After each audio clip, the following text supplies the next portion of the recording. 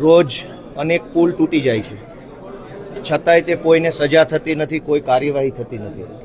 રાજીનામું તો આખી સરકારે આપવું જોઈએ. રોજ દારૂ વેચાય છે, અનેક લોકો લઠ્ઠાકાંડમાં મૃત્યુ પામે છે, છતાં કોઈ કાર્યવાહી તો થતી નથી. રાજીનામું આખી સરકારે આપી દેવું જોઈએ. ઢગલાબંધ પેપરો ફૂટે છે, કડક કાર્યવાહીના નામે વાર્તાઓ થાય છે, કોઈ કાર્યવાહી થતી નથી. રાજીનામું આખી સરકારે આપી દેવું જોઈએ. ડ્રગ્સ માફિયાઓ એટલા બધા બેફામ બન્યા છે કે મોટા શહેરોના યુવાનોને ભરડામાં લીધા છે, છતાંય કોઈ કાર્યવાહી, ઠોસ નક્કર કાર્યવાહી થતી નથી. આખી સરકારે રાજીનામું આપવું જોઈએ. ગોપાલ ઇટાલિયાના રાજીનામું આપવાથી પુલ તૂટતા બંધ નહીં થાય. ગોપાલ ઇટાલિયાનું રાજીનામું આપવાથી ડ્રગ્સ વેચાતું બંધ નહીં થાય. ગોપાલ ઇટાલિયા રાજીનામું આપશે તો પેપર ફૂટતા બંધ નહીં થાય.